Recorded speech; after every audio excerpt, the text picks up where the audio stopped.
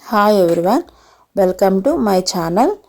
నేనైతే 7 శనివారాల వ్రతం చేసుకుంటున్నాను. ఈ వారం వచ్చేసి 4వ వారము. పూజ అయితే చాలా బాగా జరిగింది.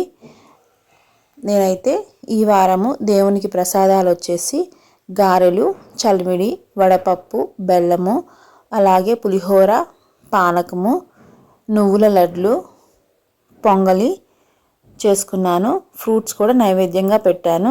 నువ్వుల లడ్డు కంపల్సరీ ఈ 7 వారాలు నువ్వుల లడ్లు చేయాలి. అలాగే పిండి దీపాలు కూడా వెలిగించుకున్నాను.